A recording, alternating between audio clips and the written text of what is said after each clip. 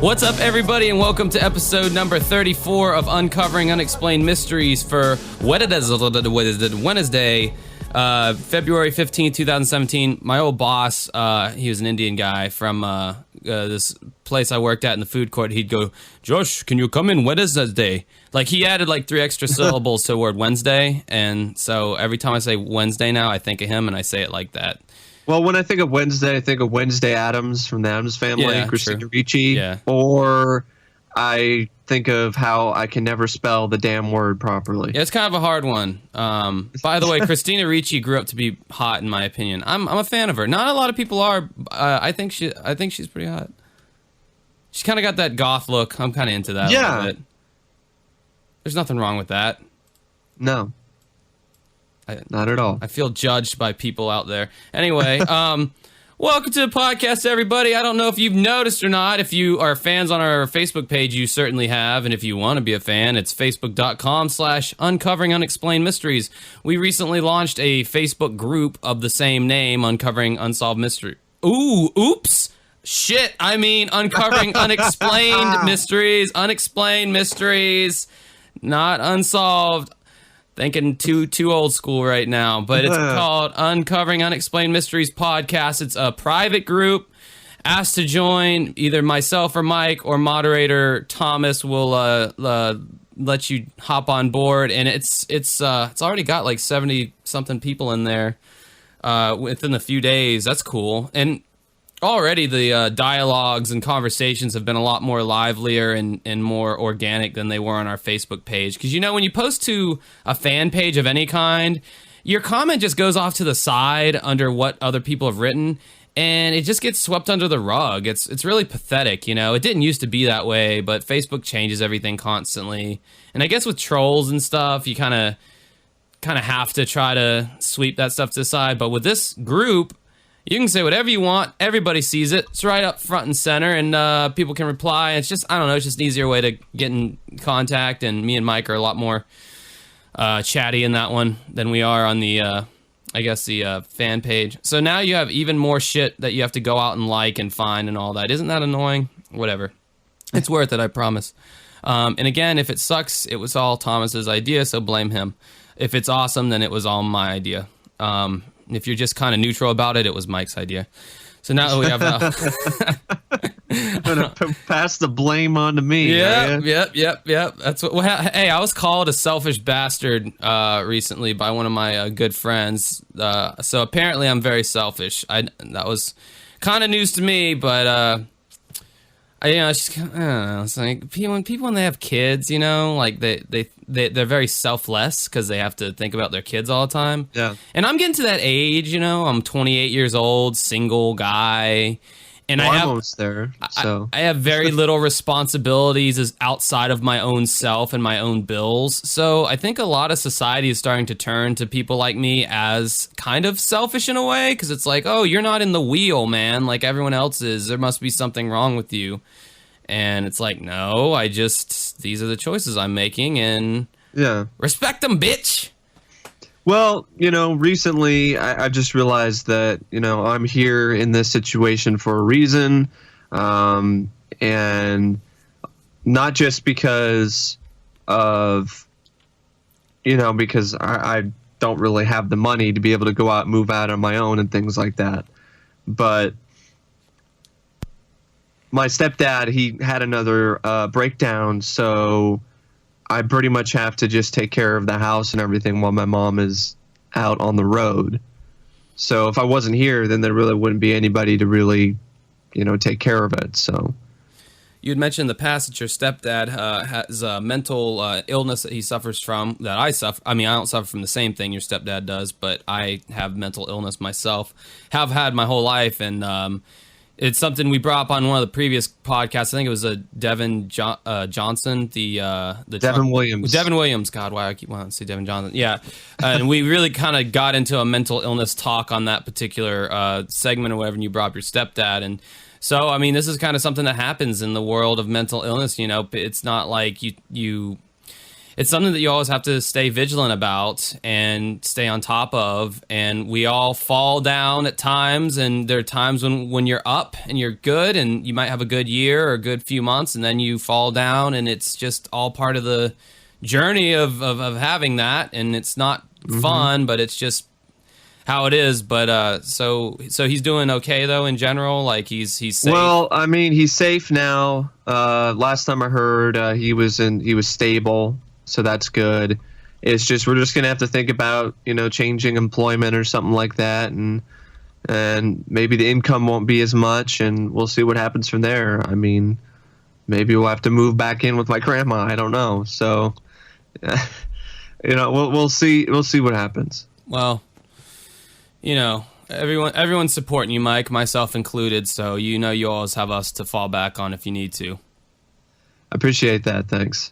So we'll get right into things. Also, yes, season 2 is on Amazon Prime. Yeah, goddamn, the amount of people who feel the need to notify, like we don't know, like we of all people don't know that season 2 is on Amazon Prime. Yeah, but we appreciate it. Thanks. Yeah, it just it shows is on how there, excited you guys are. Yeah, which is cool. Bring us any unsolved mysteries things you have. Bring us your bad segments, your tired segments, your hungry segments. We'll take them all in. There are some that are missing though from the Amazon sets, but a lot of that is for genuine legal reasons or because of other reasons that have not really been explained, that are unsolved. Now, I've heard you say that to me. You were saying that some of the segments were missing from the Amazon Prime, and you said for legal reasons. Now, obviously, I think you read some article about it. Like, you're saying something about the statute of limitations is up or something like that? Yeah. Some of them, the statute of limitations is up for some certain segments. So it's like, well, if this person wasn't caught yet, and if there was this whole sort of thing, the statute of limitations is up, so you can't really... Legally, you can't really air some of the stuff, or some people actually that were featured on the show have actually threatened lawsuits. Oh, wow. So, now that might be why old Tiffany Tallman, the chick who was gonna talk to us, that's maybe why that's why she went mum. Because I was emailing with her husband back and forth for a while there. I was so excited to get yet a third person from the show on our podcast. But then that trail just went cold, and I emailed him a few days ago. Hey man, we still want you and your wife to come on the show. We'd love to hear about because they said they wanted to clear some stuff up about the bunk bed thing, and so that really tantalized me even more because I was like, ooh, what do they have to say? But because I've heard things that it wasn't really just the bunk bed. There was some embellishments that were made. Which I'm sure in every episode of Unsolved, there might be an embellishment here or there in the reenactment or in part of the description. But yeah, I mean, it just they haven't gotten back to me. Although I will say... That segment is on the DVD set, but it's not on the Amazon streaming set, which makes me think there probably is some kind of legal thing going on there. Oh, really? Yeah. Oh, so the Tallman house is on season 1 or 2? Is that what you're saying? Yeah, it's supposed to be in season 1. It was on the Halloween special that was split up into different parts, and different segments of it were put in on different episodes on the Amazon streaming episodes. Oh wow, I did not know it wasn't on season 1. I don't even think I've finished season 1 yet because there's like 24 episodes. I think I'm only on episode number 12 or something.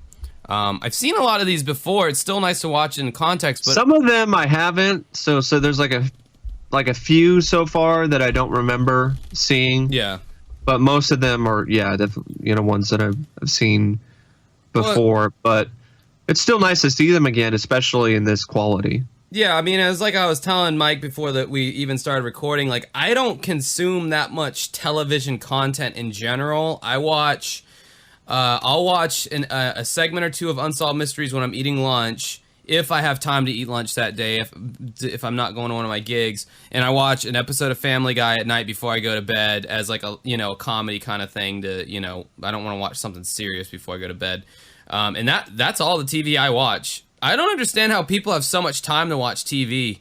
I guess just with how my life is set up, like. Well, it's probably just because of how your life is set up. Like, I have nothing but time to do that kind of stuff. right now. Yeah, I have no time, because even if I was to sit down and watch a movie, all I'm thinking about is, man, these 2 hours I'm sitting here watching this movie, I could be doing A, B, and C, you know, with my channel, with my music. Well, I don't know. For me, it's like it's different for me, because that kind of is right. watch a movie. That's Right. kind of what, that's kind of a part of my job, as well as, getting, watching segments for this podcast. So, and what's Mike talking about? It's part of my job. Well, you can find out if you go to his YouTube channel, youtube.com/OCP Communications. Mike just hit his 10,000 subscriber milestone. Yay! Woo! Yeah. Woo! How long did it take you? A long time. A lot longer than other YouTubers, but I've gotten much, much, much better over the past couple years. So I could see why things were slow. Because when I look back at my older videos, not so much. Well, the YouTubers that shot up in subscribers who started early, they're the ones who were already kind of starting to put production into their stuff, even early on. And a lot of people didn't. There's also people that just knew the right people. Well, that too.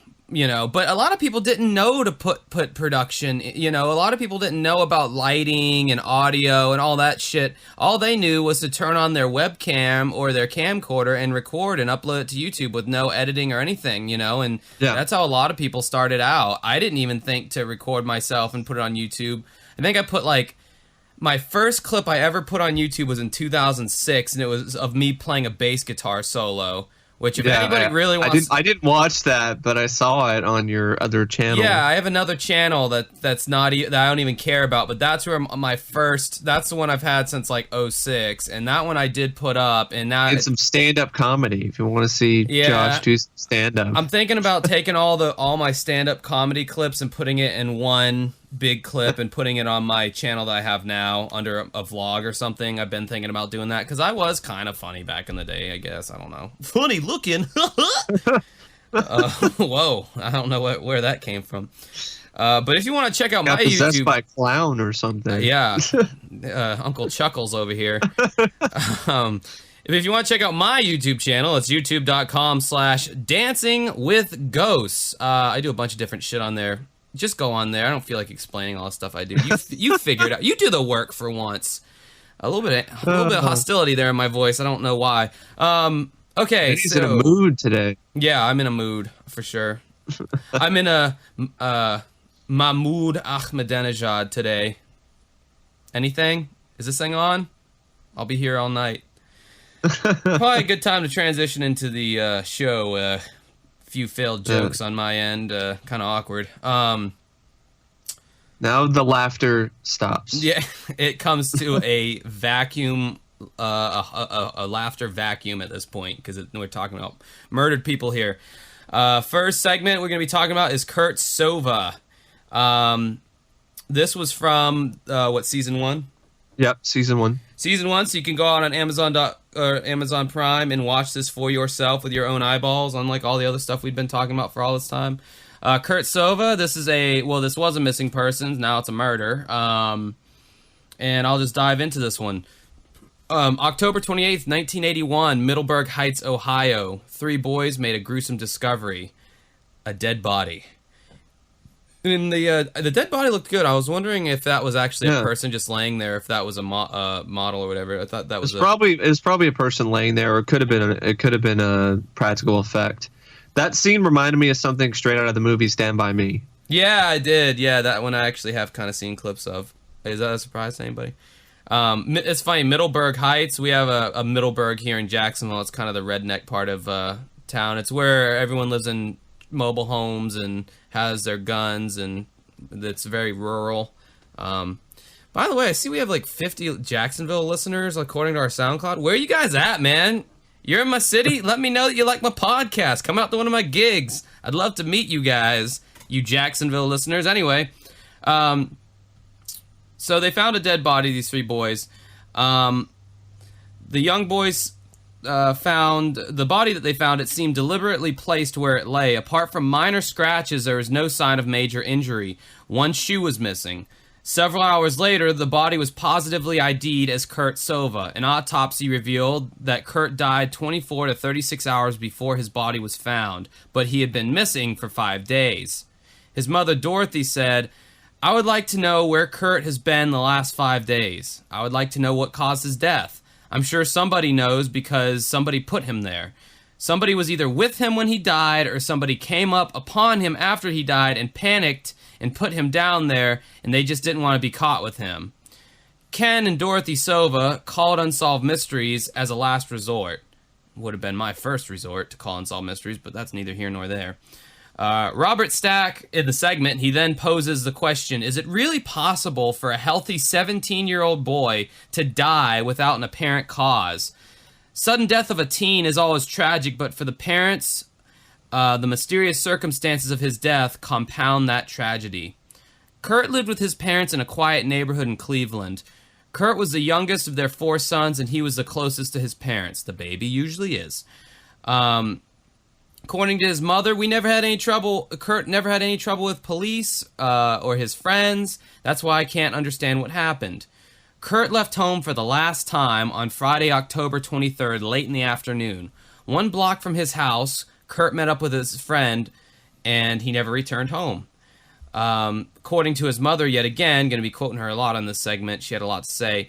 It was not like him to be gone overnight. It was not like him to stay out past 10, 10:30, 11 at the latest, and that was only when we knew where he was. This night, he just never came home, end quote. By Saturday morning, Kurt's parents were worried. Dorothy began calling friends while Ken, the dad, scoured the area. According to Ken, he searched all the places we thought Kurt would be. Nobody turned up Kurt, and then I started getting really worried, as, I would imagine. On Sunday, the Sovas registered Kurt as a missing person with the Cleveland police. Meanwhile, Dorothy papered the neighborhood with missing flyers. We searched the ravines, schoolyards, and went so far as to search the dumpsters looking for him, according to Dorothy. On Sunday afternoon, Dorothy turned up a lead. Kurt's friend told her that he had been at a party Friday night at Newburgh Heights, less than 2 miles from where the Sovas lived. 2 miles! Christ, does everybody in this town just live conveniently close to everything?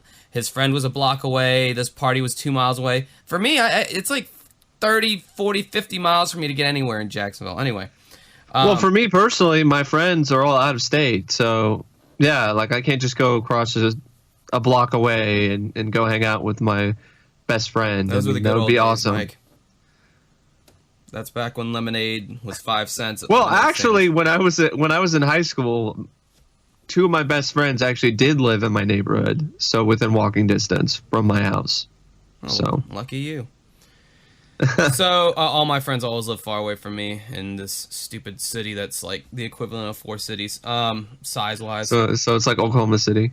Pretty much. All these different things that are just split up. Yeah, spread out, just ridiculously far away. There's no way to survive here without a car. So Dorothy went to the duplex where the supposed party was held at. She says, when I got there, the girl who had the party was not there. It was another girl, and she claimed she was babysitting, and the girl who had the party was working at the time. And it's funny, in the reenactment, the girl who answers the door is just... She's a total bitch. Yeah, she's your typical Gen X, don't give a fuck stoner, just chewing gum, what do you want? She's not here right now. I'll give you her number, whatever.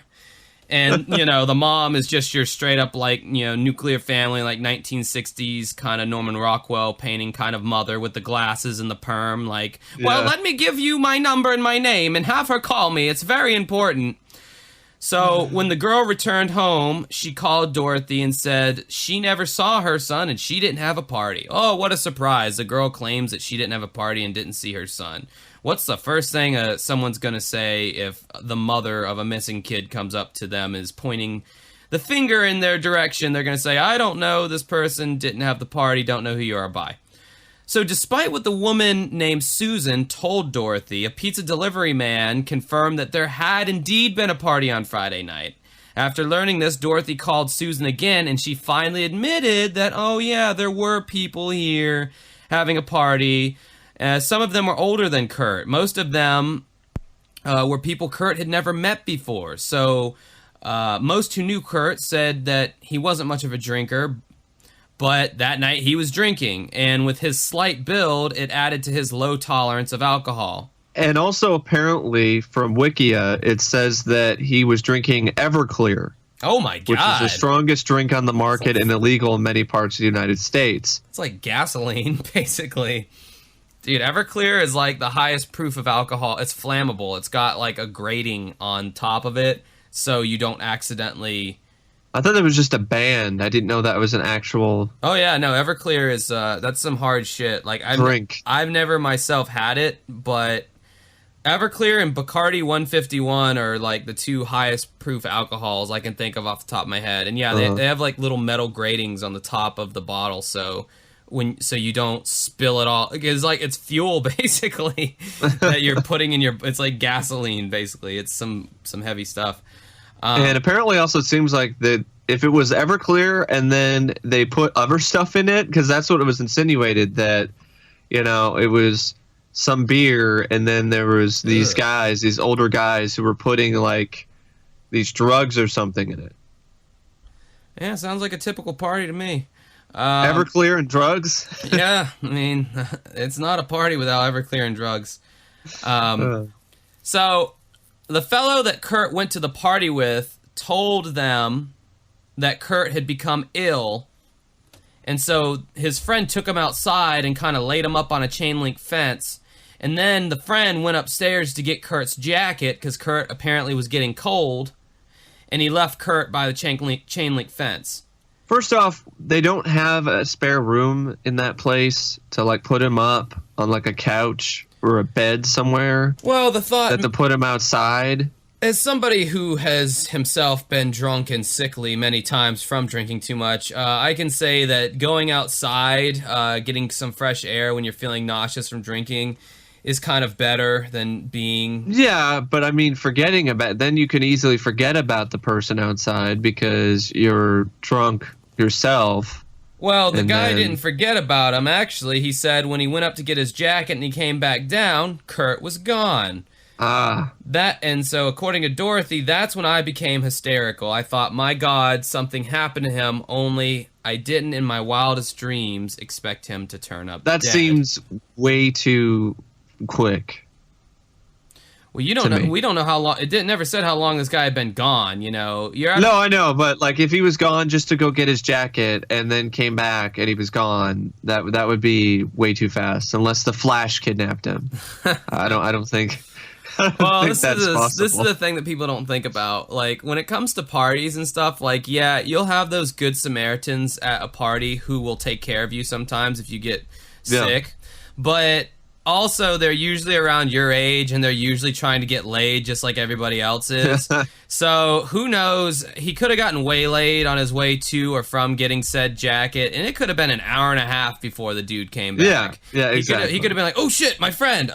He runs to check on him, and he sees that he's not there. So, on Wednesday... go ahead. Yeah. Well, I was just saying, I don't really believe that particular story. I believe the later theory that they have. So on Wednesday, October 28th, 5 days after he had left home, Kurt's body was found in a ravine off Harvard Street. His body was found 500 yards from where the duplex was, where he had last been seen alive. It's our belief, this is according to the officials, it's our belief that his body was dumped out there, and whoever the person or persons were knew the area, and they knew that people go back there and ride dirt bikes, so they knew that in a certain amount of time he'd be found. The police combed the area for clues. They found a shoe wedged in a rock, but they were never able to find the other shoe. Kurt's body was taken for an autopsy, and they determined that he had died 24 to 36 hours before his body was found, which meant that he had been alive for at least 3 days before he left the party. What the coroner could not determine, however, was the cause of death.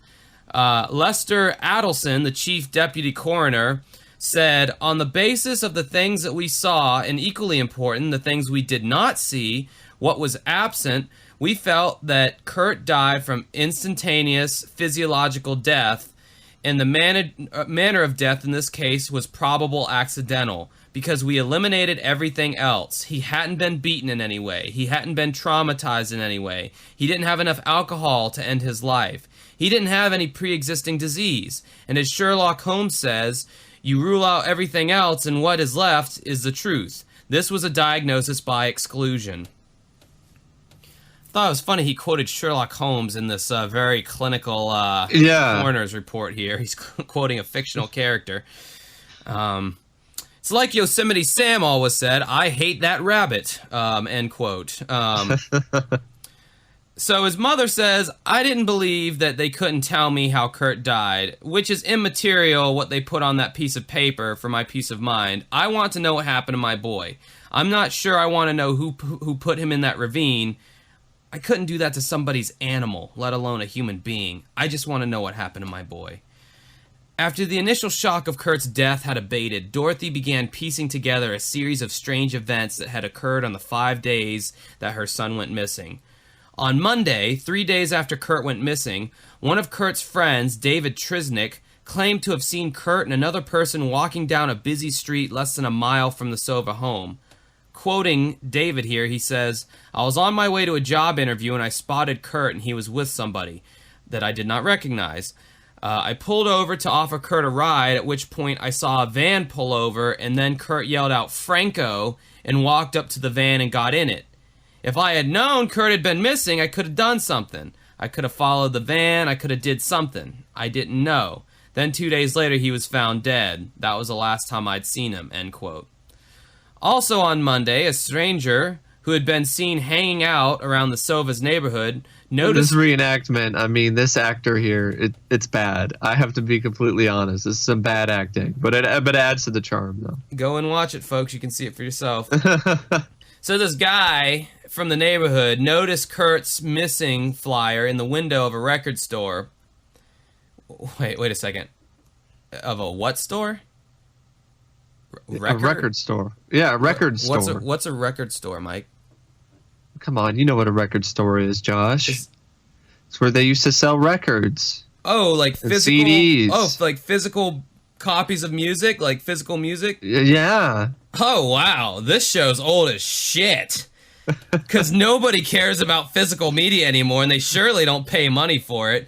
Oh, wow. That was some inner angst coming out there towards the people in the music industry and such, so on and so forth. So this guy goes into the record store and he goes, see that picture of that boy over there? You might as well take it down. You're going to find him dead in 2 days. No one's going to know why he died. It's so bad. It's like, you see that picture over there? You might as well take it down. He's going to be dead in a couple of days. So the manager was skeptical. However, soon she had a reason to take the stranger seriously. Quoting the manager, the next day, and she's in silhouette, by the way, her ass was scared. She goes, the next day before the shop opened, he left flowers and a note, and the note said, roses are red, the sky is blue. They found him dead, and they'll find you too. Okay, Ted. Police questioned the man and said he was a crazy from Detroit, and the manager did not see him after that. But because at the time when they interviewed him, Kurt was only missing, the police released the young man from Detroit, and when Kurt turned up dead, the man had already disappeared, couldn't find him anymore. Then, Whoa. Then on Wednesday, the very day Kurt... Bogus. Very bogus. On Wednesday, the very day Kurt's body was found, Dorothy received an early morning call from Susan. Quote, I got a phone call at 3:30 a.m. in the morning, and she told me that somebody was sleeping in her basement, and it might be Kurt. And I thought, why are you calling me now after lying to me so many times? Yeah. I didn't know to believe her or not. So then the husband, who doesn't speak much in this segment, says, my wife told me the girl called at 3 in the morning and told her that she thought Kurt was sleeping in the basement, which is so random to just call and say something like that. Yeah. So he goes, I proceeded to go over to the house there, and I went down into the basement, and I thought maybe he was sick or he was hurt, and I figured if I got down there, then I figured I could do something for him. You know, you just feel so bad for this guy, you know. He still has some shred of hope that maybe my boy's down there and he's sick or he's hurt, and I'm not a parent, thank God, but if I was, I'd probably be even more torn apart by this shit. I can only imagine, though, how bad that feeling must be for them, though. He goes, there I found a cot that had looked like somebody had slept in there, but after searching the basement, I didn't find anybody. All I know is I found a cot that somebody had been sleeping in, but I didn't find anybody there. Dorothy believes that Kurt was there and that he was already dead in the cot, and then she feels like they panicked and got rid of his body in the ravine. Whether or not Kurt had died in the basement, the Sovas are certain of one thing. 24 hours before his body was found, Kurt was not in the ravine. Ken had already searched there, and he found nothing. He said, I knew he wasn't there that day. I was searching, so they must have dumped it off that evening. I'm sure if Kurt was down there, I would have noticed the bright yellow shirt he had against those trees. Finally, after 3 months of Kurt's death, Dorothy had a reason to be suspicious yet again. The death of a boy Kurt used to know named Eugene Kvet seemed to have an eerie resemblance to Kurt's death. Eugene was found in another ravine on Harvard Street, 2.5 miles away from where Kurt's body was found. They'd both been missing for a couple of days, and Eugene's shoe was also missing. This is all circumstantial, of course, but, you know, it's a lead nonetheless. The mysterious death of Kurt Sova leaves a trail of disturbing questions. How did Kurt die? Where had he been for the 5 days after he left home? Had Kurt slept in the duplex basement? Was there any connection to Eugene Kvet? 7 years later, Dorothy and Ken still have just as little information as the day it happened. And to end here, Dorothy says, I won't give up because I just don't believe a normal, healthy boy just walks away and disappears for 5 days and just ends up dead in a ravine. I know somebody knows what happened to him. And that's the story of Kurt Sova, ladies and gentlemen. So what are your thoughts on that, Mike? Well, I definitely, I thought it was a very memorable segment because of the whole just mysterious circumstances. You know, no one really seems to know how he died. It just seems kind of iffy. So, yeah, it's one of those things that I don't know if it was the alcohol thing that could have been it. But, I mean, the whole sort of thing with the other kid, I mean, that is kind of suspicious. But it's just the whole thing that the body wasn't found until, like, 2 or 3 days later in the ravine. He was sick, why didn't somebody want to do anything? Like, call 911 or something, or take him to the hospital, or... I don't understand that. I can tell you why, because they were at a party and they were young, dumb kids, and there was an underage drinker there, and they all freaked out and they thought, we're going to be implicated in this. If the police show up or the medics show up, the owner of the house or someone's going to be implicated, and they're going to... Well, yeah, but, okay. I think they'd be willing to maybe, you know, make an exception for that. If there's somebody who's in danger, trying to save someone's life. You think the kids would make an exception to that? I mean, I don't know. I mean, it's just one of those things. It's like, if you have some compassion, I think you would. Mike, if you knew that they were... You haven't known a lot of punk-ass kids in your life, apparently. Like I don't know that many punk-ass kids. The people that I've been to parties at and stuff before, if something like this happens, I mean, okay, first of all, kids are stupid as hell. They don't take these things seriously enough. So they see Kurt, he drank too much, possibly got drugged up, roofied, something like that. They automatically don't think it's as serious as it is. So they just probably put him down in the basement thinking that, oh, he just needs to sleep it off. Let's say he dies down there. Let's say some kind of drug is put into this alcoholic mixture, and he dies from something that forensics weren't able to identify in 1981 or whenever this happened. Because as we've seen time and time again, whenever these cases are re-examined, new forensic evidence and technology is able to reveal things that they weren't able to reveal before. So let's say that there's some kind of unknown agent in there that Kurt ODs on, essentially. They go down there the next day or the night of or whatever. They see that he's dead. Shit, he's not breathing, dude. Oh, man. Throw his body, in the ravine. Shit, I can't deal with this. I'm too young and blah, blah. I can't do this shit right now. And so I think it was an accident. I don't think anybody maliciously tried to kill the dude. Yeah. I just think it was a bunch of scared teenagers who didn't want to get into deeper shit than they were already in, and I think that's what happened. I think that kind of stuff happens all the time, and I think this was just another case. Well, that's what makes it's just so tragic, because it's just, even if that is what happened, there really is not. It's still unresolved, and his mom passed away in 2014 without hearing any new info about the case. Damn it! With these people passing away from this show, although she was old in the segment, so that doesn't really surprise me. But shit. Well, the good thing is, at least she had 3 other kids, so, she still had, a family, it sucks about him, but it's not like her whole... Well, I know, but still, you're never going to forget this, because she was never really able to find peace with it, because nobody got implicated in anything, and the cause of death was not really determined, so, yeah, all you really have is theories and questions. Speaking of careless teenagers, they're actually from season 1. There's an update on the Friends Till the End segment that we covered a while back about the 2 boys on the railroad tracks. Yeah, that was crazy. I did not know there was an update to that. It was literally showing Stack. He's in the police, kind of area or whatever, and he actually talks to the guy who was the private investigator that family had hired. And he's like, it's been changed to, homicide. It's not an accidental death anymore. We feel like we know for sure at this point there's foul play. The boys were actually found dead, or it was determined that they were dead before they even were put on the train tracks. This is all new information to me, personally. And that basically someone was involved, whether it was drug, because...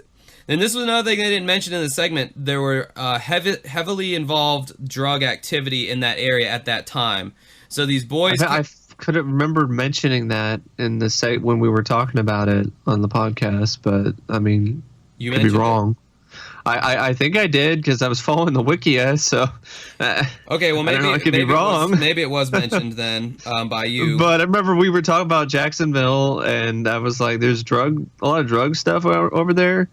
It was a great little update, though, because it showed you the high production values the show had at the time, because you had Robert Stack interviewing this this investigator guy, and it was very high quality. And Robert did a great job interviewing. Yeah, it's just weird seeing Robert Stack asking somebody a question. Just simple things that you wouldn't think about, like a Robert Stack interacting with another human being, because you never saw that on the show. He always there was nobody ever around Stack. He was always in a fucking haunted temple and shit. He was never actually around human beings. Well, it's supposed to be it was actually a Masonic temple, if I remember correctly. Yeah, which I'm sure I read it from. I'm sure after that, I'm sure Robert Stack is a part of every hidden society. I'm sure he's a stonemason and all that other shit, and he probably had some special ring. And anyway, so yeah, that was cool to see that. Just wanted to mention that update again on season 1. You should go check it out. Yeah. So yeah, that's another. They feel like it was either drug activity or they feel like it was corrupt police activity. That was another thing that blew my mind. What? Really? Well, also the little touch that there were stab wounds. I think that they said there were knife wounds that were found. Yeah. Correctly. So at least the parents got a little bit of a closure on that, maybe, kind of. You know, because before that, it was literally my kids were on the train tracks and they got ran over by a train, and all anyone would tell me is that they were doped up on marijuana. Yeah. So that's better than nothing, like, well, hey, Yeah. there's actually something, they were murdered, and whatever. Now they have to find them. And everybody associated with that case is probably already dead now because that seems to be the theme of everything. The thing with Kurt Sova too is it's the friend of his talk about how we saw him with some other guy that he doesn't know get into a van. I mean, and then the guy who came over to the shop and said, you're going to find him dead in a couple days. That's kind of, I'd like to know about that guy, but they haven't really found him since then because apparently the police interrogated him and they determined the man was mentally and emotionally disturbed, but they ruled him out as a suspect. Yeah. So yeah, I don't know. I don't really have anything else to say about this case. I don't either. All right, going into... But I have a lot to say about this next case. Yeah, though. this one is fantastic.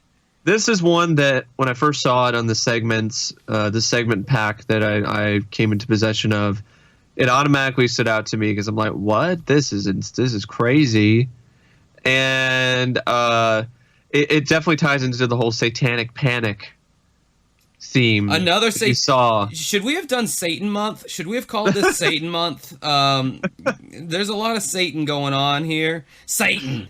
I really want. I might even like interstitch the church lady clip in this podcast. Satan of Dana Carvey doing that.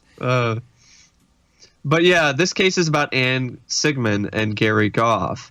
Anne Sigmund is the wife of Charles Sigmund, a God-fearing man who had a reputation for hard work and getting along well with others. However, his personal life did not go as well as his professional life, being checkered with failed relationships and periods of loneliness. When he married Anne Sigmund, Charlie felt he had a stable relationship, supporting her and adopting her 2 sons from a previous marriage. The two started a mom-and-pop truck farm, which I've never heard of a truck farm. Truck farm. I'm just thinking of images of trucks growing out of the ground. Someone out there in flyover country USA, tell us what the fuck a truck farm is. Please. Aptly named CNAs. And again, we wouldn't know if that's aptly named or not because we don't know what it is. But anyway. Well, apparently Charlie and Anne. Oh, there you go. What it's supposed to stand for. Okay. I didn't know if that was a trucker farm term. It's not TNAs. Oh, that's a good batch of CNAs you're growing over there. Car, not association. I don't know. Go ahead. Because it's not a car. I don't know. Car and automobiles. There you go. Trouble began when Anne developed a strange attraction and curiosity with demonic worship and witchcraft. Ladies and gentlemen, I'm not going to tell you how to live your life, but if your girlfriend starts developing a fascination with Satanism and the occult, that might be a little bit of a red flag. This is such a eerie and crazy segment. The part of the segment here, he was noticing there were problems with the relationship anyway. He was noticing that she wasn't around as often. He woke up in the middle of the night and then noticed that she wasn't there in the bed with him. And it was in the dead of the night. And then he got up and he went outside and he saw this strange glow coming from his tool shed. Of course, like anyone, goes and investigates. Like, what the hell is this? Right. This is bizarre. This should not be happening. So he goes in, opens the door, and he walks in, and he sees Anne in her nightie, in her underwear, with cross-legged, kneeling before, not really kneeling, but with her legs crossed, before an image of a demon, of Satan, in a pentagram that's on the ground with candles and stuff, chanting and being completely mesmerized. And I'm going to tell you right now, as an adult, a lot of the Unsolved Mystery stuff doesn't really freak me out. I love it, but it doesn't. It doesn't scare me the same way, dude. When I saw this, because I hadn't seen this segment until they came out on Amazon Prime. This literally gave me the heebie-jeebies when I saw that. When I saw that, they still got it. They still got it. The show they still have the ability to freak me out. When I saw him open that shed door and his wife was wearing that negligee and there was this circle of candles and this image of it's that typical image of a demon or Satan that you see, like Jersey Devil, the goat, like what the Jersey Devil goat head or whatever, and the pentagram. Dude, that shit was very freaky, and that's his wife.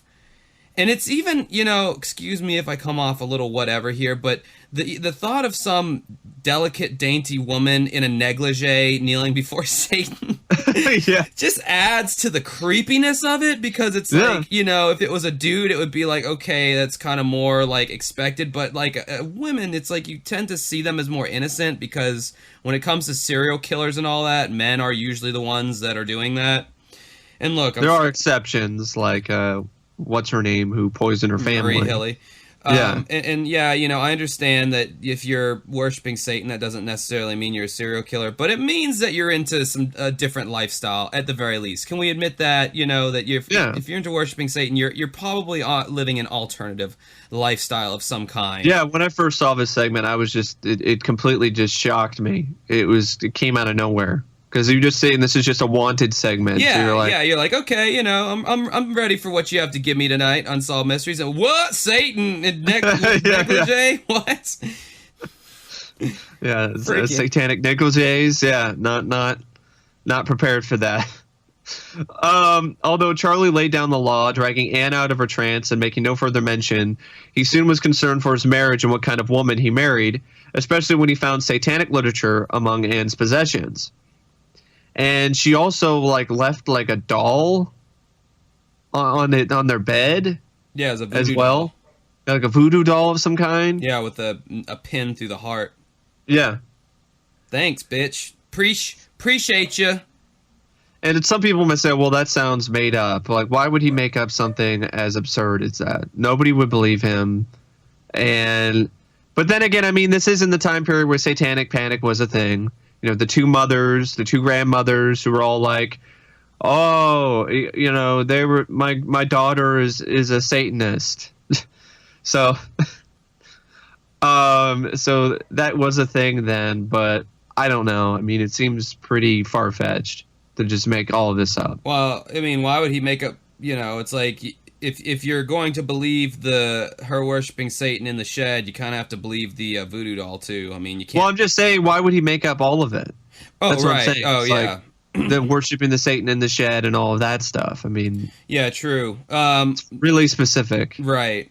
And she did. I don't think she refuted it. I mean, no. Didn't say that she refuted it in the segment. It was kind of like, yeah, this is what I do. What of it? So what? Yeah, I worship Satan. What's the big deal? I mean, it's just so absurd. I just imagine that. Just the argument, the discussion between the two. Yeah, you got me. I worship the Dark Lord. Yeah, and you know what? You use too much toilet paper. We both have our downfalls here, honey. Like, whoa. No. You worship Satan. That's a whole different thing.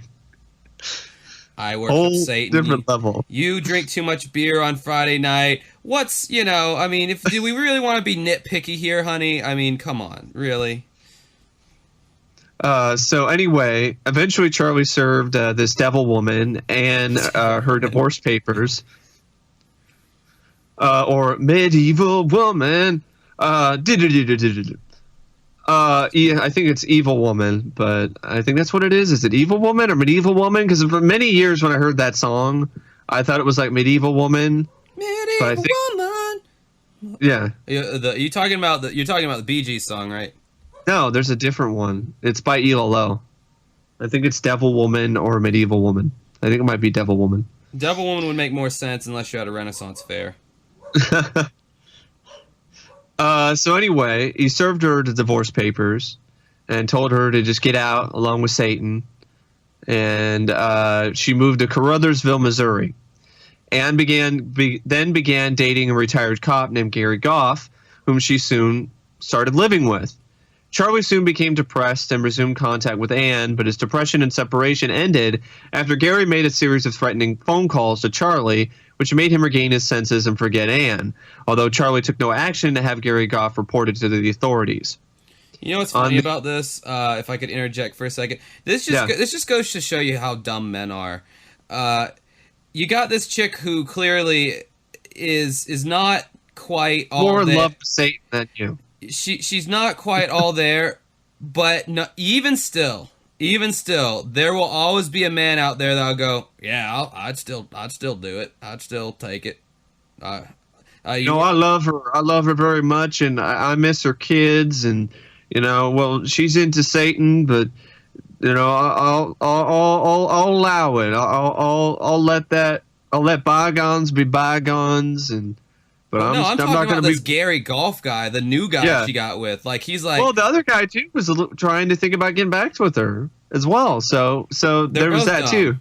Yeah. But it's just funny because it's like, it's literally like, God, you can have, as a woman, for the most part, you can have almost like any weird kind of thing that you're into, and there'll be a guy out there who's like, oh, I mean, that's fine, whatever. It's, it's all water under the bridge for me. I'll still be, it's just because guys I'll still hit that. I'll still hit that. Like, I'll still hit that. She worships, so what if she worships Satan? You know what I mean? I mean, like, I watch too much football on TV. We all have our flaws, but goddamn, look at that ass. I'll tell you, I mean, I love her though. I really do. Satan or not, it's funny to me because, like, if some chick, I feel like, were to meet a guy and he's like, I worship the Dark Lord, the chick would be like, okay, bye now. So gotta go.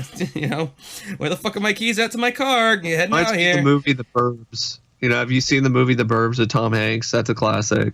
Yeah, I saw a little bit of it, but I thought it was pretty bad, so I turned it off. You gotta give it a little bit more of a chance than that, because there's a fun scene where he's like, that's the whole sort of thing, like the Satan thing. It was like, I worship Satan. Satan's our pal. He's our Our pal. Yeah. Yeah, that was pretty funny. But anyway, yeah, there's guys who'll, they'll hit that. They'll hit that piece of satanic ass. So anyway, Charlie, he took no action to have Gary Goff reported to the authorities. And on the night of October 19th, 1986, Charlie received a phone call from Anne. She said that she was suicidal and that the boys are very upset. Charlie was with a friend that night and told her he thought he was being set up, but that he would go anyway. At around 3 a.m., Charlie arrived at Gary Goff's house, and about 20 minutes later, he was dead. Anne quickly called the police and told them that Charlie had been shot, and when questioned, Gary and Anne said that Charlie had come to the house and demanded to be let in. When they refused, he came in anyway, and in a drunken rage began to beat Anne. Gary then hit Charlie with an iron and shot him several times in self-defense. Which goes against what the friend said. He wasn't drinking. Yeah, she said he wasn't drinking at all. So you got kind of conflicting reports there. I don't really buy it anyway, because that seems totally unlike that, like Charlie, from what we were hearing from him, and that seems like completely made up bullshit. That's not even what his character is about.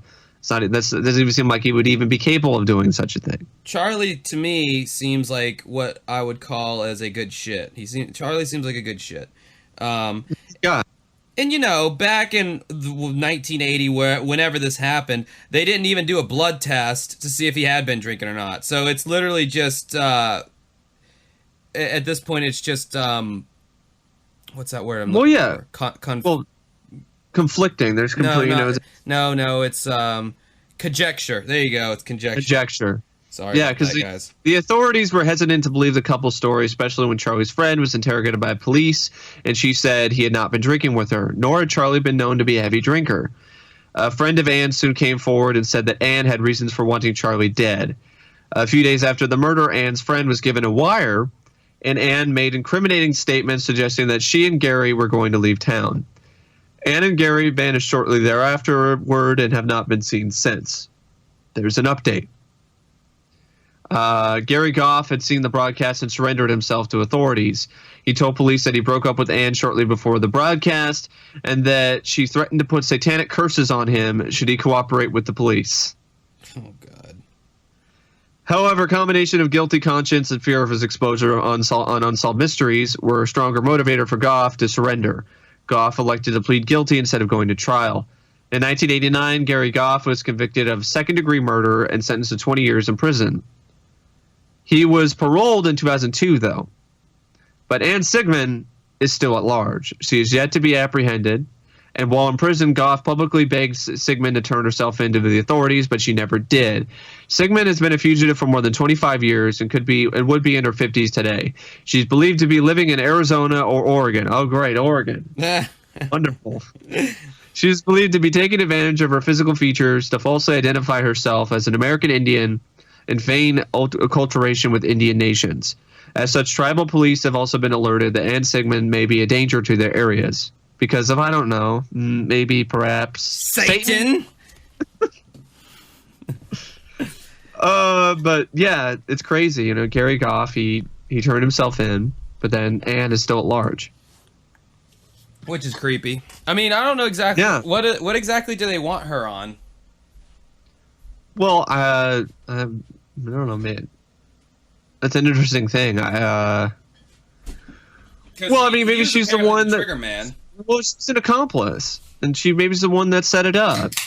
Conspiracy? Accessory to murder, probably. I don't know, but I don't want this creepy devil woman out on the loose. Well, Mike, from what we've learned so far about the show, everyone who's ever been on there is dead. So you don't really have to worry about that, I don't think. You know what I mean? I don't know. I have a feeling like she's still out there. Well, I mean, I don't even think Bigfoot's out there anymore. So, I think it died, and I think everything's just dead. Because Anne Sigmund put a curse on Bigfoot, and then. Now you're starting to talk my language. Conspiracy theories. But yeah, this is a good segment, and great segment. You know what's interesting? I read about some of the people. This is not necessarily related to this segment, but it's related to multiple different segments.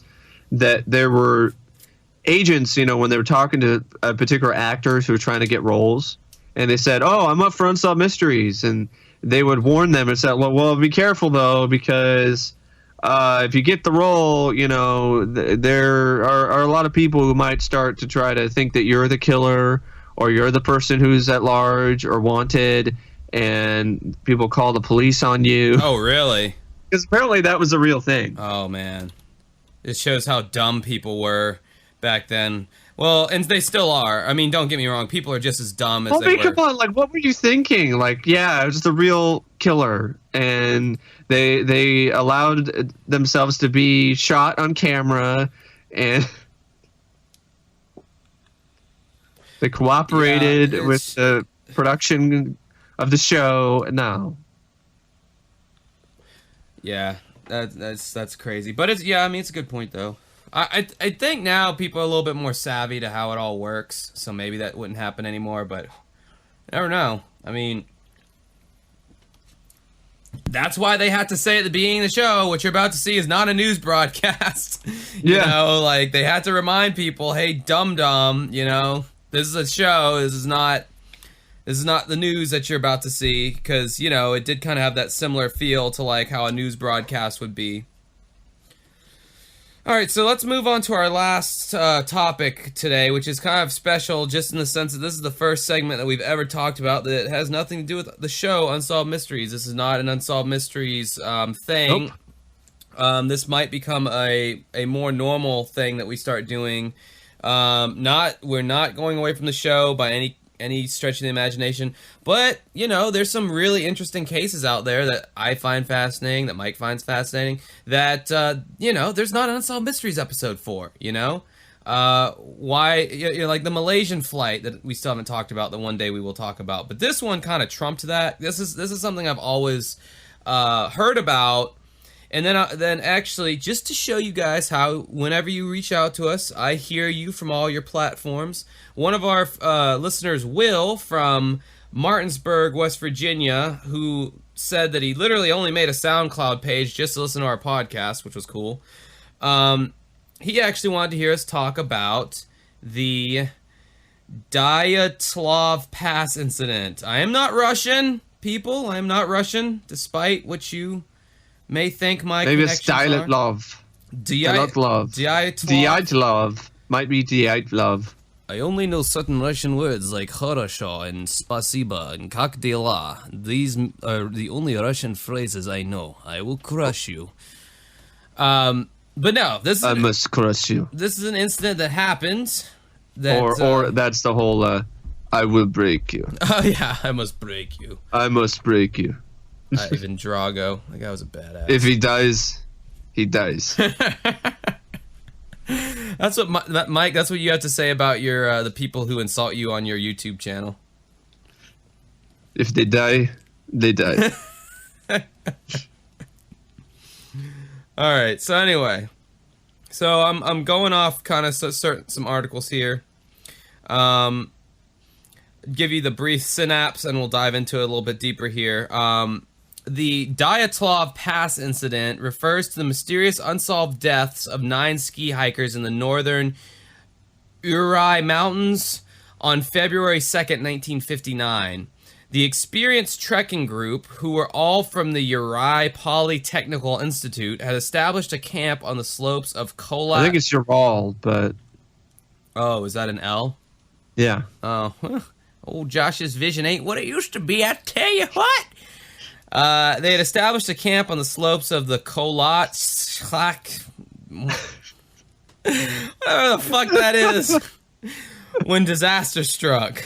It sounds like I'm drunk right now, how I'm pronouncing these words. Kolat Saka. The Kolat Slak. Where they established the camp. That's the Russian language for you people. I'm not Russian. Sound like Bob Uecker from Major League there when he's getting drunk, trying to watch and do the radio broadcast for the Cleveland Indians. Look, if this shit was in German, I'd be sprechening the Deutsch all day long, but it's not. It's in Russian. So during the night, at some point, people, something made these people tear away out of their tents from inside and flee the campsite, inadequately dressed in heavy snowfall and sub-zero temperatures. Soviet investigators determined that 6 victims died from hypothermia, while others showed signs of physical trauma. One victim had a fractured skull, while another had brain damage, but without any sign of distress to their skull. Additionally, a female team member had her tongue missing. The investigation concluded that, quote, an unknown compelling force had caused their deaths. That just gives me chills. I mean, just the word, an unknown compelling force. Access to the region was consequently closed to amateur hikers in expeditions for 3 years after the incident. Must have been some pretty serious shit if they closed the pass down for 3 years. As the chronology of events remains uncertain due to the lack of survivors, several explanations have been put forward as to the cause. They include an animal attack, hypothermia, an avalanche, infrasound-induced panic, military involvement, and a combination of explanations. So, some background here. Aliens? Aliens. Aliens. A group was formed for a ski trek across the northern Urals in blah blah blah, Russia. The original group, led by Igor Dyatlov, I guess what this event is named after, consisted of 8 men and 2 women. Most were students or graduates of the Ural Polytechnical Institute. For some reason, that's in English, Polytechnical Institute, but none of the other shit is. People involved... You had Igor Alexeyevich Dyatlov, Yuri Nikolaevich Doroshenko, Ludmila Alexandrova Dubanina, age 20. Yuri Georgy Alexeyevich Kirivonshenko. It's a Creek fucking general. Let's skip all the Russian names. It's a bunch of Russian dudes and women, and they are all in their 20s from what I'm seeing here, except for this other person. So the goal of the expedition was to reach the Otorten Mountain, which was 10 kilometers north, 6.2 miles, north of the site of the incident. This route in February was estimated as Category 3, the most difficult. All members were experienced in long ski tours and mountain expeditions. The group arrived by train at Idvdel, a city at the center of the northern province of Svatska blah blah blah on January 25th. They then took a truck to another cruel and unusual word for me to try to say. They took a truck to Vizhal, whatever. I don't know. The last inhabited settlement so far north. They started their march toward Ortorton from Vizhai on January 27th. The next day, one of the members, Yuri, was forced to go back due to illness, and he's probably he's the dude who's still alive because he didn't go with these people. He's age 75. Or no, he died in April of 2013, my bad. The remaining group of 9 people continued on the trek. Diaries and cameras found at their last campsite. Sorry, it just campsite. All these Russian words have really got my tongue tied. Last campsite made it possible to track the group's route up to the day preceding the incident. On January 31st, the group arrived at the edge of the highland area and began to prepare for climbing. In a wooded valley, they cached surplus food and equipment that would be used for their trip back. The following day, on February 1st, the hikers started the move through the pass. It seems they planned to get over the pass and make camp for the next night on the opposite side, but because of worsening weather conditions, snowstorms, and decreasing visibility, they lost their direction and deviated west, up towards the top of the Kholat Sakal. When they realized their mistake, the group decided to stop and set up camp there on the slope of the mountain, rather than moving 1.5 kilometers, or 0.93 miles downhill, to a forested area which would have offered some shelter from the elements. Yudin postulated that the Dyaltov probably did not want to lose the altitude they had gained, or he decided to practice camping on the mountain slope. Search and discovery. Before leaving, Dyaltov had agreed he would send a telegram to their sports club as soon as the group returned to Vizhai. What's the sports club? I don't know. It was expected that this would happen no later than February 12th, but Dyaltov had told some fucking Russian name, Yudin. That's how you say Jew in German, by the way, Yudin. Before his departure from the group, that he expected to be longer. When the 12th had passed and no messages had been received, there was no immediate reaction, as delays of a few days were common with such expeditions. It was not until the relatives of the travelers demanded a rescue operation on February 20th that the head of the institute sent the first rescue groups, consisting of volunteer students and teachers. Later, the army and military forces became involved, with planes and helicopters being ordered to join the rescue operation. On February 26th, the searchers found the group's abandoned and badly damaged tents on the Kholat Sakal. The campsite baffled the search party. Mikhail Sherovin, the student who found the tent, said that the tent was half torn down and covered with snow. It was empty, and all group's belongings and shoes had been left behind. Investigators said the tent had been cut open from the inside.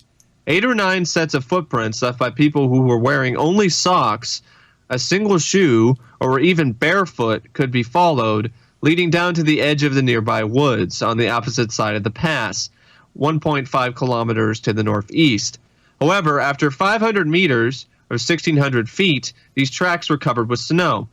At the forest edge under a large cedar, the searchers found the visible remains of a small fire. Along the first 2 bodies, those of Krivogchenko and Doroshenko, shoeless and dressed only in their underwear. The branches on the tree were broken up 5 meters high, suggesting that one of the skiers had climbed up to look for something, perhaps the camp. Between the cedar and the camp, the searchers found 3 more corpses, Dyaltov, Kalamagorova, and Slobodin, who seemed to have died in poses suggesting that they were attempting to return to the tents. They were found separately at distance of 300, 480, and 630 meters from the tree. Searching for the remaining 4 travelers took more than 2 months. They were finally found on May 4th under 4 meters of snow in a ravine 75 meters farther into the woods in a cedar tree. Morgan, you must be having a field day with all this damn non-metric system shit going on here. Well, no, this is the metric system. All of our Canadian and Australian listeners are just probably like, yes, I understand it, eh? Or I'm not even going to try to do an Australian accent.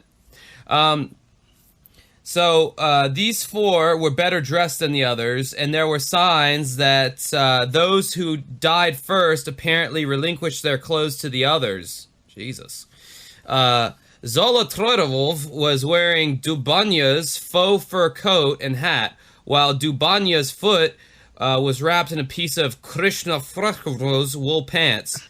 Another notable find, besides the 4 remaining... Krivanchenko's. There you go. Another notable find, besides the 4 remaining hikers, was a camera around Zolotaryov's neck. The camera was not reported as having been part of the equipment. So it's like an extra camera just found. Also, the film in the camera was reported to have been damaged by water. I mean, just the bodies. You're just finding these bodies just laying there in the snow. They tore through their tent from the inside. What the hell is going on here? I don't believe in the animal attack theory. I don't. Tell us about the investigation, Mike. A legal inquest started immediately after finding the first 5 bodies. A medical examination found no injuries which might have led to their deaths, and it was eventually concluded that they had all died of hypothermia. Slobodin had a small crack in his skull, but it was not thought to be a fatal wound. An examination of the 4 bodies which were found in May shifted the narrative as to what had occurred during the incident. 3 of the ski hikers had fatal injuries. Thubo Briganoles had major skull damage, and both Dubina and Zolotarev had major chest fractures. According to Dr. Boris Vozorzeny, the force required to cause such damage would have to be extremely high, comparing it to the force of a car crash. Notably, the bodies had no external wounds related to the bone fractures, as if they had been subjected to a high level of pressure. However, major external injuries are found on Dubina, who was missing her tongue, eyes, and part of the lips. God. As well as facial tissue and a fragment of a skull bone. I mean, yeah, really. And she also had extensive skin maceration on the hands. It was claimed that Dubina was found lying face down in a small stream that ran under the snow, and that her external injuries were in line with a putrefaction in a wet environment and were unlikely related to her death. There was initial speculation that the indigenous Mansi people might have attacked and murdered the group for encroaching upon their lands, but investigations indicated that the nature of their death did not support this hypothesis. The hikers' footprints alone were visible, and they showed no sign of hand-to-hand struggle.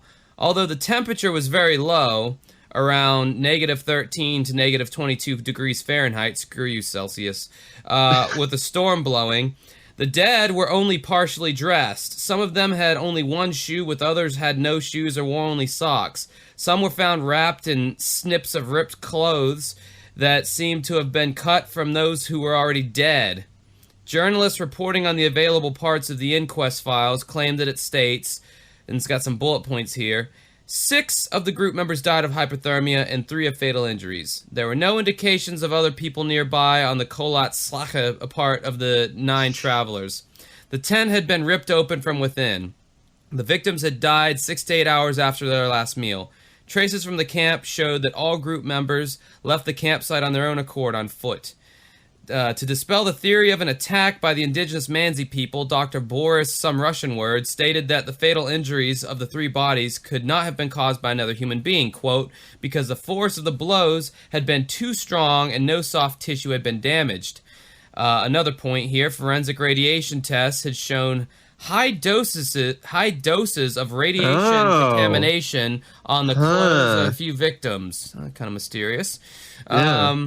Another point, released documents contain no information about the conditions of the skiers' internal organs, so we don't know what those were like. There were no survivors of the incident. At the time, the verdict was that the group members all died because of a compelling natural force. Again, with that mysterious compelling natural force word. The inquest officially ceased on May 1959 as a result of the absence of a guilty party. The files were sent to a secret archive. Russians? Secrecy? What? No, not the Russians. The files were sent to a secret archive, and the photocopies of the case became available only in the 1990s, although some parts were missing. The radiation thing really sticks out like a sore thumb. Like, there's something, there's got to be something with that. Well, the fact that the tents were ripped open, these people are like, oh shit! Yeah. Oh shit! Yeah. That's what that says. That says that there was an oh shit, let's get the fuck out of here moment. Sounds like And something from the X-Files, It to be does. honest.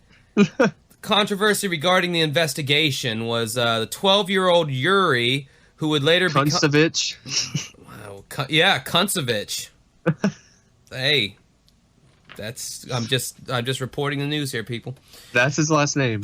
He would later become head of the Yekaterinburg-based Dyaltov Foundation. Yekaterinburg. Attended 5 of the hikers' funerals and recalls their skin had a, quote, deep brown tan. What?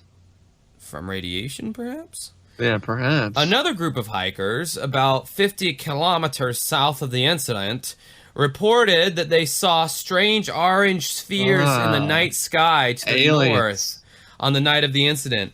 Similar spheres were observed on Evedale and adjacent areas continually during the period from February to March 1959 by various independent witnesses. Look at the hair stand up on my skin here, because it's just like including the meteorology service and the military. They were some of the sources who reported this. Definitely making the hair stand up straight on my skin right now, thinking about this. Making my nipples stand up straight, because I love this kind of shit. I'm surprised they didn't talk about it. Well, maybe it's just as too old, because I know Unsolved Mysteries had this sort of thing where they didn't really talk about a lot of cases that were like this old, like from the 50s or something. But this might have been talked about in sightings. I don't know for sure though. This predated the Roswell incident. Yeah, it did. And the fact that there was radiation found, which ties into a lot of the UFO sightings and a lot of the, when people go in and test crop circles or they go in and test where some UFO had landed, there's usually high doses of radioactive contamination on site. And then a third thing here, some reports suggest that there were a great deal of scrap metal in and around the area, leading to speculation that the military had utilized the area secretly. Now, I'm trying to figure out... This aftermath stuff we don't need to talk about. Okay. Really. There's the various explanations about avalanches. Now, you can, your mind can just run wild with the various, Well, I think it was an avalanche. There's a theory that an avalanche caused the hikers' deaths, while initially popular, has since been questioned. Reviewing the sensationalist Yeti hypothesis. Okay, that's another... But why is there radiation left behind? If it was a Yeti. It was a super Yeti. Super Yeti. American skeptic author Benjamin Radford suggests a more plausible. Oh, a skeptic. The group woke up in a panic, and they cut their way out the tent, either because an avalanche had covered the entrance to their tent, because they were scared that an avalanche was imminent. Better to have a potentially repairable slit in a tent than risk being buried alive in it under tons of snow. They were poorly clothed because they'd been sleeping and ran to the safety of nearby woods where trees would help the slow oncoming snow. In the darkness of night, they got separated into 2 or 3 groups. One group made a fire, hence the burned hands, while others tried to return to the tent to recover their clothing. Says the danger had apparently passed, but it was too cold and they all froze to death before they could locate their tent in the darkness. At some point, some of the clothes may have been recovered or swapped from the dead, but at any rate, the group of 4 whose 4 bodies were most severely damaged were caught in an avalanche and buried under 13 feet of snow, more than enough to account for the compelling natural force the medical examiner described. Dubina's tongue was most likely removed by scavengers and ordinary predation. Thank you. Explain the radiation. Explain the radiation and explain the 2 orbs that people saw in the sky. And then they had evidence contradicting the avalanche, which we don't even have to get into because I don't believe that's what happened. Infrasound is another theory here. Another hypothesis popularized by Donnie Icar's 2013 book Dead Mountain. Sounds like a book worth reading. That's a good title. That's a really good title. Might go in my my ebook thing whenever I get my new phone that has the memory for it. Is that wind going around the Holachahi mountain created by a common vortex street which can produce infrasound capable of inducing panic attacks in humans. Now let's look at this infrasound and see what the hell this is. Infrasound, sometimes referred to low-frequency sound, is a sound that is lower in frequency than 20 hertz or cycles per second, the quote normal limit of human hearing. Hearing becomes gradually less sensitive as frequency decreases. So for humans to perceive infrasound, the sound pressure must be sufficiently high. The ears sound a lot of things that bats, right? What's that? Don't bats use infrasound? They use radar. Or Radar, sonar. okay. Sonar. Radar. The ear is the primary organ for sensing infrasound, but at high intensities it is possible to feel infrasound vibrations in various parts of the body. There are some military tests that have gone on where they use sound in order to, stop to end up stopping a riot and stuff like that, and other instances. So yeah, that doesn't sound too far-fetched, but at this particular time period, maybe technology wasn't really that advanced. So I don't know. Yeah, let's get to the theory that we're all aiming but maybe at here. maybe wind went around and caused some more vortex that caused infrasound, but I don't know about that. There's military tests. Some people believe it was a military accident, which was then covered up. There were records of parachute mines being tested by the Russian military in the area around the time the hikers were there. Parachute mines detonate a meter or two before they hit the ground and produce similar damage to those experienced by the hikers. Heavy internal damage with very external trauma. There are also glowing orbs reported in the sky in the general vicinity, possibly caused by such ordnance. The theory uses animals to account for the missing nose, tongue, and leg of certain victims. People believe the bodies were moved, and the photos of the tent show that it was apparently erected incorrectly, something that these experienced hikers are unlikely to have done.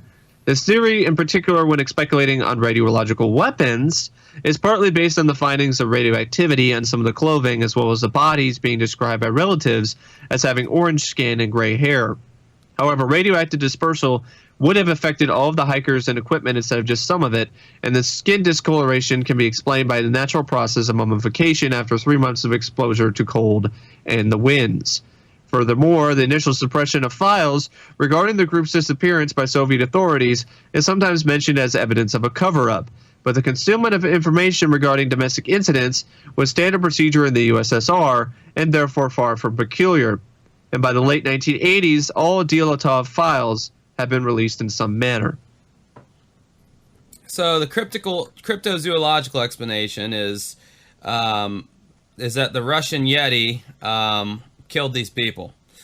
Russian Yeti. It was a creature with superhuman strength that could have caused this. That is one of the theories. That's the one that I particularly like going with. But I don't know. The alien one is nice too.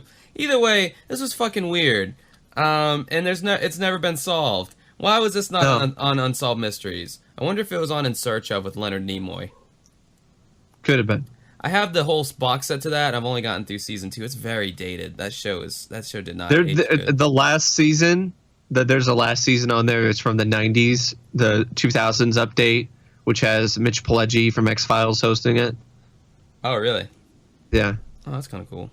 That was kind of... Oh, that's remember where seeing the Hell and Back segment was on that as well. The Storm in Hell? The Storm in Hell, yeah. Oh, okay.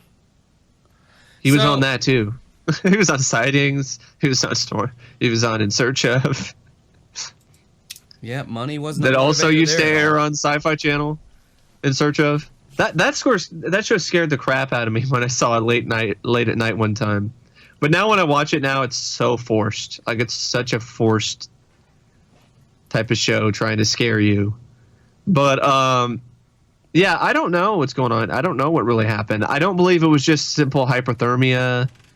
Yeah, paradoxical undressing is what happens when hypothermic subjects remove their clothes in response to perceived feelings of burning or warmth. And that 6 out of 9 hikers died of hypothermia is undisputed. It is. But the hypothesis doesn't address why the hikers fled in the tent in the first place. They fled the tent in the first place. The temperature inside the tent would not have been low enough to induce paradoxical undressing. Yeah, you guys want to see some freaky shit? Google the Dyaltov Pass incident and look at the images.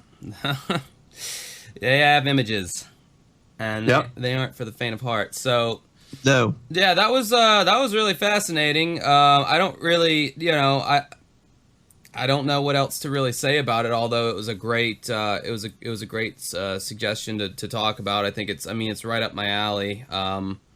Apparently, there's some episode of some show called Dark Matters that talked about it. Twisted but True. Oh, there's a movie. Oh, that's what the Devil's Pass movie was about, directed by Rennie Harlan. Huh. But it's a work of fiction, though. It follows 5 American students retracing the steps of the victims. But being a work of fiction, it makes several mistakes in describing the initial events.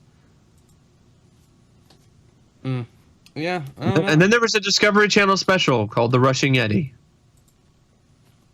So thanks, Will, for that suggestion. I thought it was a good one. I think that is the end of this podcast. Now, if you want to check us out on Patreon for some bonus stuff, some more Uncovering Unexplained Mysteries, bonus segments, and all kinds of various things. You can find that at patreon.com/Uncovering Unexplained Mysteries. A little Mysteries. extra bonus thing, solo podcast sort of thing, where I talked about the other victims in the circle of death. Oh, yeah, Mike did that. Yes, that was very cool. That was more recent. I think we got another bonus segment coming up for you guys, so that'll be cool. Check that out. I already plugged the YouTube stuff. I already plugged the Facebook group, Uncovering Unexplained Mysteries Facebook group. Join that up. It's cool. There's a lot of discussions going on already. You might even meet someone there that lives in the same city as you, and you might form a romance of a love of Unsolved Mysteries, and maybe you could have an Unsolved Mysteries themed wedding, and I could be the officiant or DJ. That would probably make more sense, because that's what I do for a living. But, yeah, I think that's it. Is there anything else I'm forgetting? I don't think so. No. I think we've definitely said what we have to say. Anyway, thank you for listening, and we'll see you later.